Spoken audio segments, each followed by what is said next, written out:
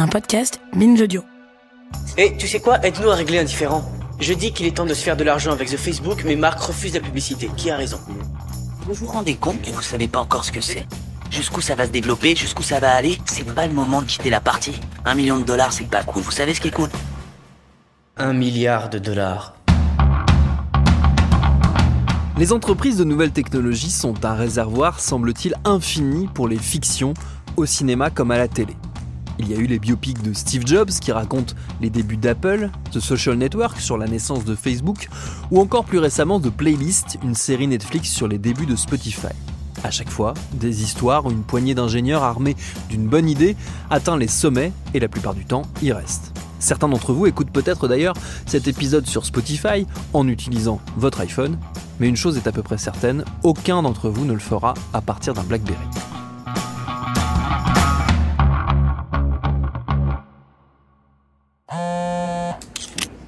En mars 2023, un autre film s'est ajouté à cette catégorie et s'est penché sur l'histoire du petit téléphone noir au grand clavier. Pour le coup, le film ne se termine pas très bien, puisque la vague des smartphones a balayé celui qui fut un temps l'objet technologique à posséder absolument.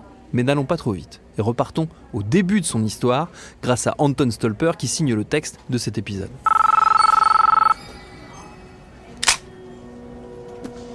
Hello? Hello, Neo. Do you know who this is? Je suis Thomas Rozek et vous écoutez Programme B. Please welcome to the stage President and co-CEO Research in Motion, Mike Lazaridis. BlackBerry, c'est l'histoire de Mike Lazaridis et Douglas Fredgin, deux Canadiens amis d'enfance qui en 1984 fondent une entreprise baptisée Research in Motion. Ces deux ingénieurs rêvent de créer des produits pour faciliter la communication à distance entre les gens et surtout faire en sorte qu'elle soit toujours sécurisée. Pendant 10 ans, Research in Motion propose différents produits dans le domaine des télécommunications, mais ce n'est qu'au milieu des années 90 qu'ils ont une fameuse idée. Baptisé l'Interactive 900 avec un arrobase à la place du A parce que c'est Internet mon pote, il s'agit d'un nouveau type de pager à clapet capable d'envoyer pour la première fois des réponses à l'aide d'un minuscule clavier.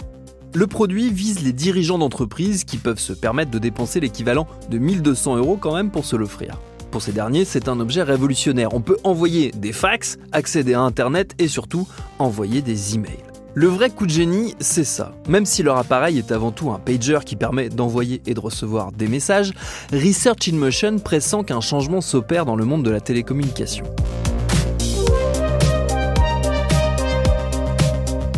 En 1996, les emails, ou les courriels comme on dit, commencent à se répandre et remplacent petit à petit le fax. C'est cette année-là que Hotmail et quelques autres entreprises proposent pour la première fois des boîtes mail gratuites et accessibles à tous depuis une page web.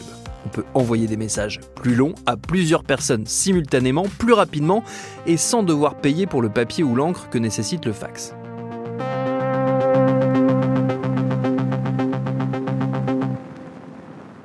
Le duo canadien réalise rapidement que ce sera l'avenir. Et en effet, d'ici la fin du siècle, pratiquement toutes les entreprises vont se doter d'adresses mail. Avec leur Interactive 900, avec son arrobase, les deux amis ont donc déjà pris une longueur d'avance en trouvant un moyen d'envoyer et de recevoir des mails depuis partout.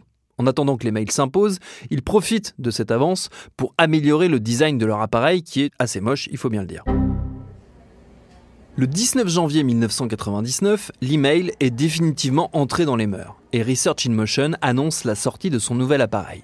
Il est noir, plus petit, il n'a plus de clapet mais plutôt un écran avec un petit clavier complet situé juste en dessous, une petite roue sur le côté qu'on peut tourner avec le pouce pour faire défiler les menus et surtout un nouveau nom, le BlackBerry. Le nom déjà intrigue. À cette époque, la technologie est bourrée de termes techniques mathématiques qui donnent l'impression que les produits viennent du futur, parce que c'est Internet mon pote, on le redit. Mais voici que l'objet se voulant à la pointe de la pointe du progrès hérite d'un nom de fruit rouge tout à fait banal, la mûre. Pour en arriver là, Research in Motion a demandé 1 an plus tôt à Lexicon, une entreprise californienne spécialisée dans l'élaboration des noms de produits, de se mettre à la recherche du nom parfait. Parmi les 40 qu'ils imaginent, on trouve des plus classiques comme EasyMail, ProMail ou encore Megamail, ça c'est vraiment pourri. Mais en interrogeant des employés sur leur chemin vers le travail, Lexicon réalise que la majorité associe les emails au stress. Il faut donc trouver un nom qui peut avoir un effet calmant. Strawberry est proposé, mais on trouve ça un peu long en bouche pour un objet censé être rapide. Finalement, c'est BlackBerry qui se démarque. Ça tombe bien, les touches du clavier ressemblent un peu à la texture d'une mûre, et le son de la lettre B est considéré comme l'un des plus rassurants à travers le monde. Et puis surtout, le nom est assez original pour qu'on s'en souvienne. Research in Motion entame la vente de son produit. L'approche est simple. Il faut trouver le moyen de mettre un BlackBerry dans les mains d'un PDG, puis miser sur le produit pour qu'une fois accroché, ce patron dépense ce qu'il faut pour en équiper chacun de ses cadres. Après tout, quel patron ne rêve pas de pouvoir contacter ses équipes à tout moment de la journée et de la nuit et s'attendre à ce qu'elles lui répondent dans la foulée?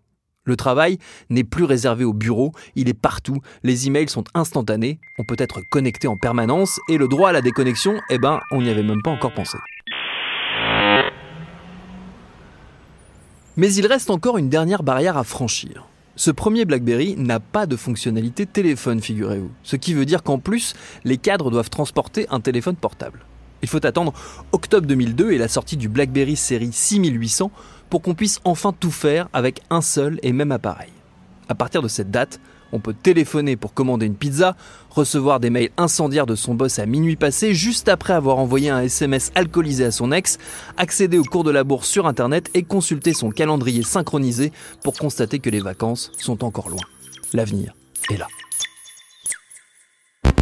Le BlackBerry est un ordinateur de poche de la taille d'une calculatrice. Téléphone, courriel, accès à l'Internet, agenda. Le BlackBerry permet bien des usages où que vous soyez, quoi que vous fassiez. Tout ça dans la paume de votre main. Et ça marche. Rapidement, les rues autour de Wall Street ou de la Défense se remplissent d'hommes et de femmes marchant la tête penchée vers les écrans de leur BlackBerry qu'ils sont incapables de lâcher. En 2005, le journal Le Monde met même ses lecteurs en garde. Sa facilité d'utilisation offre une prise en main rapide de toutes les autres fonctionnalités. Attention cependant à ne pas devenir dépendant de son BlackBerry. En témoigne l'apparition du terme Crackberry pour désigner les accros de la mûre. Et de se rappeler qu'il y a aussi sur cet appareil un bouton pour l'éteindre et se déconnecter du travail. Bon, de toute évidence, peu de gens appuient sur ce bouton. Pire, certains utilisent tellement leur BlackBerry qu'on constate une hausse de cas de BlackBerry Thumb, à savoir des tendinites du pouce dues à une sursollicitation après avoir passé des heures à scroller. And now doctors say that overuse is leading to an increase in surgery and discomfort with people's thumbs. You know, it makes your hands tired, you know, your arms, your neck, you know, everything's small and you're trying to do it fast too. Mais le BlackBerry est encore extrêmement exclusif. Il est réservé à une clientèle d'entreprise qui les distribue à ses employés. Alors Research in Motion se tourne désormais vers le grand public. En 2004, ils lancent une nouvelle version du BlackBerry, la série 8000, qui vise ce qu'ils appellent les prosumers, soit un mélange entre professionnels et consommateurs. Plus petit que les précédentes versions, il est muni d'un clavier hybride qui n'est pas tout à fait un clavier complet, mais où chaque touche correspond à 2 lettres. C'est bien plus efficace que les 3 ou 4 lettres qu'on retrouve alors sur un clavier de téléphone classique. Il gagne aussi en élégance et ressemble plus à un objet de luxe qu'à un outil de travail. Jackpot. What is classic? On se l'arrache en Amérique du Nord, où l'entreprise canadienne passe de 1 à 4 millions de clients en l'espace d'1 an et demi et devient le premier acteur mondial du secteur. Enduring style. En France, il va falloir attendre la sortie du BlackBerry Pearl, un modèle encore plus raffiné, doté d'un appareil photo de, attention, 1,3 mégapixels et d'un lecteur MP3 pour que les murs se propagent un peu partout. And the classic keyboard and navigation keys you have come to love, built to stand the test of time. This is your classic, faster, more powerful, and always secure. This is your power, upgraded. À partir de 2005, les BlackBerry sont aussi munis d'une nouvelle fonctionnalité qui s'avère essentielle dans leur conquête d'un marché plus large et surtout plus jeune. BlackBerry Messenger ou BBM pour les intimes. Un service de messagerie instantanée et chiffré réservé aux utilisateurs de BlackBerry. Pour communiquer, il faut obtenir le PIN de la personne et ensuite, en utilisant un petit forfait Internet ou une connexion Wi-Fi, c'est open bar et messages illimités. Pour les cadres et les utilisateurs pros du BlackBerry, ça permet d'aller encore plus vite. Mais ceux que ça intéresse vraiment, ce sont les adolescents et les jeunes adultes séduits par le côté à volonté de BBM. Fini de comptabiliser le nombre de SMS qu'il nous reste sur le forfait, on peut envoyer des je t'aime et des cœurs à longueur de journée si ça nous chante. À partir de 2007, Research in Motion accélère sa conquête d'un public plus jeune avec la sortie du Curve. Plus léger, moins raffiné, disponible en plusieurs couleurs, il est surtout beaucoup moins cher, 160 € sans le forfait, contre plus de 400 € pour les versions plus haut de gamme. Il devient instantanément le téléphone qu'il faut avoir. Dans les cours des lycées et des collèges, il y a ceux qui n'ont pas de téléphone, ceux qui en ont un, et ceux qui ont des BlackBerry. Ils peuvent frimer avec leurs immenses claviers pendant que les autres doivent appuyer 4 fois sur cette foutue touche 7 pour écrire un S. La possibilité de communiquer avec les autres heureux propriétaires de BlackBerry grâce à BBM renforce un peu plus ce côté élitiste et donc le caractère désirable de l'objet. La marque investit aussi dans des partenariats avec des personnalités comme les Black Eyed Peas qui à la fin de chacun de leurs concerts consacrent une demi-heure à improviser des paroles à partir de messages BBM que les fans peuvent envoyer et qui s'affichent sur un écran géant sur scène. C'est un véritable raz-de-marée. On les voit partout, dans les mains des banquiers de la défense ou dans celles des politiques comme Barack Obama, qui refuse catégoriquement de se séparer de son BlackBerry en arrivant à la Maison-Blanche, aux grandes dames de ses services de sécurité. Once we got to Washington, instead of an operation humming with the latest technology, I had to fight really hard just to keep my BlackBerry. Mais on le voit aussi chez Kim Kardashian qui voit un culte à son clavier et enfin chez les ados qui s'envoient leur premier je t'aime sur BBM. La part du marché mondial de l'entreprise est en pleine croissance. Au lancement du premier BlackBerry, c'était 0,5%. 10 ans plus tard, Research in Motion est à la 2e place du classement, derrière le géant Nokia avec 14,5%. Mais en 3e position, un petit constructeur américain est en train de progresser à une allure décoiffante. Il s'appelle Apple. This is a day I've been looking forward to for 2.5 years.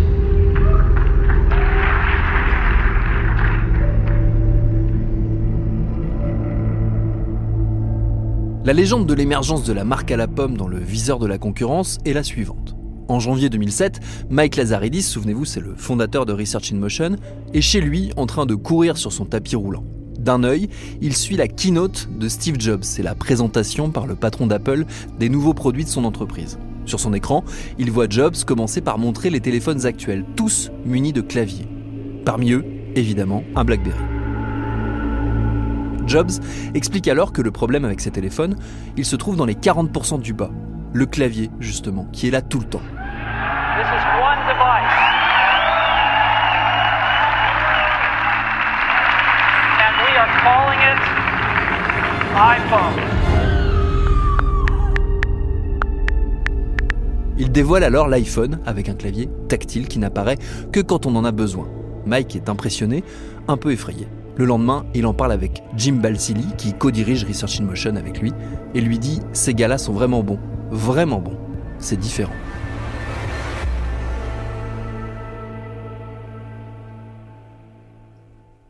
Et c'est tout à fait exact. L'iPhone change la donne. En parallèle, Google décide de rendre disponible son système d'exploitation Android à qui le souhaite, ce qui permet à Samsung ou HTC de s'inviter dans la danse et de venir saisir une part du marché.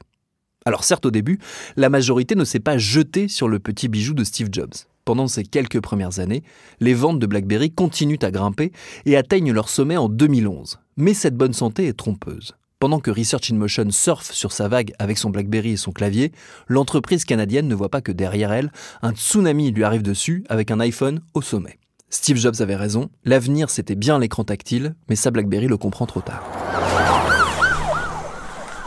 En cette même année 2011 qui doit être celle de sa consécration comme leader du secteur, l'entreprise traverse plusieurs crises. Début août, des émeutes secouent les grandes villes du Royaume-Uni et dégénèrent en pillage généralisé. Birmingham, Bristol, Liverpool, Londres, Manchester. C'est presque toute la Grande-Bretagne qui a été le théâtre des violences hier. La police réalise rapidement que les pillards s'organisent en utilisant, figurez-vous, leur BlackBerry et surtout la messagerie chiffrée BBM. L'autre surprise de ces émeutes, c'est l'utilisation par les pilleurs d'une marque de téléphone, le BlackBerry, dont la messagerie serait plus difficilement infiltrable par la police. Le BlackBerry, autrefois associé aux grandes banques et aux adultes sérieux, se retrouve bien malgré lui raccroché au sujet épineux des émeutes d'adolescents.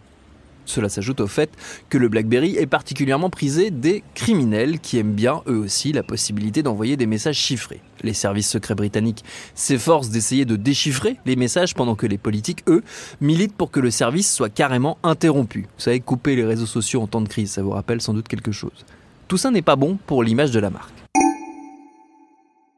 Quelques mois plus tard seulement, en octobre 2011, un problème technique dans un des serveurs de BlackBerry provoque une panne géante qui rend les téléphones pratiquement inutilisables. À Wall Street, où le BlackBerry reste un accessoire essentiel, les banquiers sont désespérés, obligés de courir entre les rendez-vous et leurs bureaux pour vérifier leurs emails sur leurs ordinateurs. Cette crise révèle à quel point le système financier mondial est dépendant de cette entreprise canadienne et on commence à se poser des questions. D'autant plus qu'au même moment, Apple annonce la sortie de son iPhone 4S.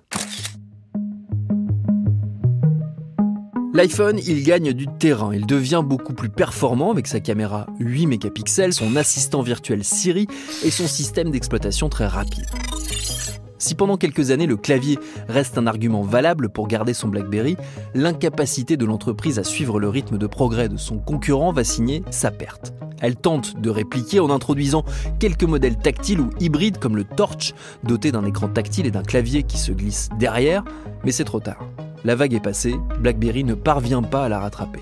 Les jeunes ont adopté les jeux et les applis des iPhones ou des Android, et les professionnels aussi.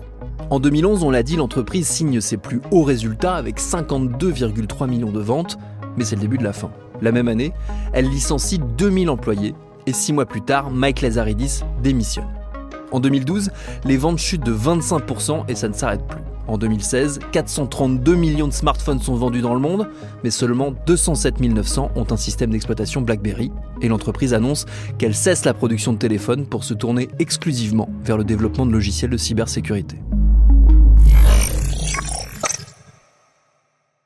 People are like horrified that I have a BlackBerry, and I don't understand that reaction. Because it's antiquated in a Model T of phones right now. That's but why.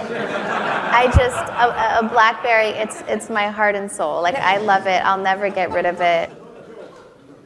Il ne leur reste alors plus que quelques irréductibles adeptes dans le monde de la finance et Kim Kardashian, forcée de se constituer un stock de BlackBerry acheté sur eBay, tellement elle ne s'imagine pas vivre sans son clavier. And I have like 3 lined up in my room, so if one breaks and I'm down to 2, I search on eBay until I find that third. Right, okay. I have anxiety that I will run out and I won't be able to have a Black. I'm afraid it'll go extinct. It will go extinct. Mais même Kim K finit par abandonner la marque, non sans désespoir, en 2016. La même année, une entreprise chinoise rachète BlackBerry et tente une dernière fois de fabriquer des téléphones Android avec des claviers, mais ceci n'attire qu'une poignée de fans, pas assez pour faire perdurer la marque.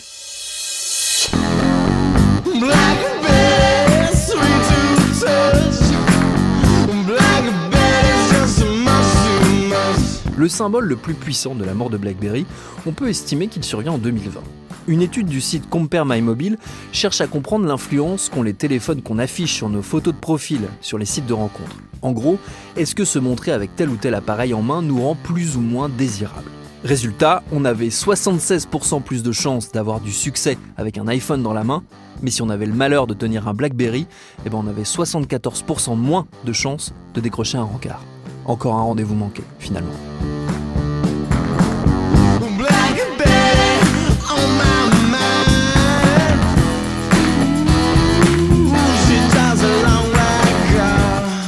Merci à Anton Stolper qui signe le texte de cet épisode de Programme B, un podcast de Binge Audio préparé par Charlotte Bex, réalisé par Paul Berthiaud. Tous nos épisodes, les anciens comme les nouveaux, sont à retrouver sur toutes vos applis de podcast préférés. Cherchez-nous sur Internet si vous voulez nous parler et à très vite pour un nouvel épisode.